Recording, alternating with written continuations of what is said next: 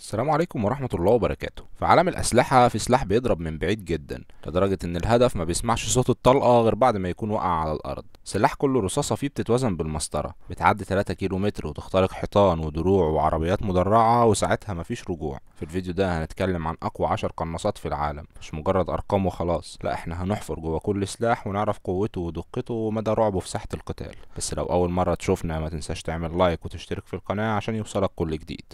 رقم 10 PSR1. الذخيرة 67 مللي، طلقة قوية لكن متوازنة، بيتم استخدامها بكثرة في البنادق العسكرية ودقتها ممتازة ومداها فعال لحد 800 متر. الدقة في البندقية دي بتوصل لمستوى أقل من نص بوصة، يعني على بعد 100 متر الخطأ ما بيعديش نص بوصة، وده رقم عالي جدا في عالم القنص. سرعة الطلقة حوالي 850 متر في الثانية، بتوصل للهدف قبل ما الصوت يوصل تقريبا. الوزن حوالي 6 كيلو جرام ونص بدون المنظار، تقيل شوية بس مستقر جدا. فيها كاتم صوت احترافي وخفيفة الارتداد نسبيا عشان فيها نظام متطور لامتصاص الصدمة. اتعملت خصيصا لمنافسة قناصات زي ال ASR الأمريكية، وهي مرشحة تكون سلاح مستقبلي للفرق الخاصة. تم إنتاجها في ألمانيا في منتصف الثمانينات وحتى حوالي 2010، وبيستخدمها وحدات شرطة في ألمانيا وماليزيا والمكسيك وغيرها. رقم 9 L42A1. سلاح بريطاني دخل الخدمة في بداية السبعينات، وكان تطوير مباشر لبندقية لي فيلد اللي كانت مستخدمة من الحرب العالمية التانية. الفرق الأساسي بينهم إنهم عدلوها عشان تشتغل بذخيرة 762 بدل 303 القديمة، وركبوا لها تلسكوب محسن. مدى القنص الفعلي بيوصل ل 800 متر، وكانت دقتها محترمة بالنسبة لزمانها، لكن وزنها تقيل شوية لأنها معمولة على شاسيه بندقية مش قناصة أصلا. استخدمها الجيش البريطاني لفترة قصيرة، وبعد كده استبدلوها بال L96A1 اللي كانت أخف وأدق وأحدث بكتير. تعتبر مرحلة انتقالية في تاريخ القنص البريطاني، لكن مكانها خلاص بقى في المتاحف أكتر من ميادين المعركة. رقم 8 LWRC. الذخيرة 67 والمدى حوالي 800 إلى 1000 متر، دقة أقل من 1 MOA. طلقة 762 ممكن تقتل من على مسافة 800 متر بسهولة وتخترق ألواح خفيفة.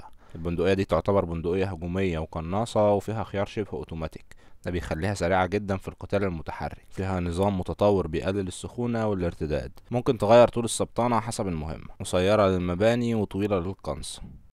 رقم 7 ذا دراجون اوف رايفل. الذخيرة 67، ذخيرة قديمة لكنها قوية جدا، بتستخدم من الحرب العالمية التانية. المدى فعال حتى 800 متر، بس ممكن تضرب أكتر من كده في الظروف المناسبة. بتخترق درع خفيف من على بعد 600 متر، والدقة حوالي 1.5 MOA، مش الأفضل بس كافية في الحروب المفتوحة. بندقية نصف أوتوماتيك، وبتقدر تضرب طلقات ورا بعض بسرعة، معمولة من حديد تقيل تتحمل حرارة ورملة ومطر وتلج. استخدمتها جيوش روسيا والعراق وسوريا ومصر وكوريا الشمالية وفيتنام. رقم 6 SRS. الذخيرة بتدعم أكتر من عيار، أهمهم ماجنوم 338، والمدى بيوصل ل 1600 متر حسب نوع الذخيرة. الدقة أقل من نص MOA. التصميم بتاعها فيه نظام بيخلي القناصة أقصر بنسبة 30%، لكن الماسورة طويلة فالدقة مش بتتأثر. سهلة النقل والتخزين، وبتقدر تغير العيار في أقل من دقيقة. مستخدمة في وحدات شرطة وفرق خاصة في أمريكا وأوروبا. رقم 5 AWM. القناصة دي لو انت بتلعب بابجي فانت هتكون عارفها كويس جدا. الذخيرة ماجنوم 338، طلقة تقيلة جدا بتجمع بين السرعة والاختراق، ومصممة عشان تفضل مميتة حتى بعد كيلو متر ونص. المدى حوالي 1500 متر، بس في تجارب وصلوا بيها ل 1700 وأكتر. الدقة من أفضل القناصات في العالم من ناحية الدقة، بتوصل لتلاتة من عشرة MOA. بتقدر تخترق درع شخصي من على أكتر من كيلو متر. لما بتتصوب صح الضربة بتعمل تهتك في الجسم ما بين الصدر والظهر، وبتخلي الهدف يطير من مكانه. مقاومة لتجمد السوائل والرملة وحتى التلج. وزنها حوالي 6 كيلو جرام ونص، ومناسبة جدا للقنص المتنقل. البريطاني كريج هاريسون استخدمها في أطول مسافة قنص وقتها، مستخدمة عند الجيش البريطاني والألماني والهندي والأسترالي. رقم 4 M82. الذخيرة BMG50، ودي مش طلقة، ده صاروخ صغير، كل طلقة وزنها أكتر من 100 جرام وسرعتها فوق 900 متر في الثانية. المدى بيوصل حوالي 1800 إلى 2000 متر، لكن فعليا هي بتستخدم لتدمير أهداف كبيرة مش مجرد قنص أفراد. بتفجر محرك عربية خفيفة من على بعد كيلو ونص، وبتخترق حائط خرساني بسمك 5 سنتي. ضربة واحدة منها كفيلة لبتر أطراف الهدف لو جت فيهم.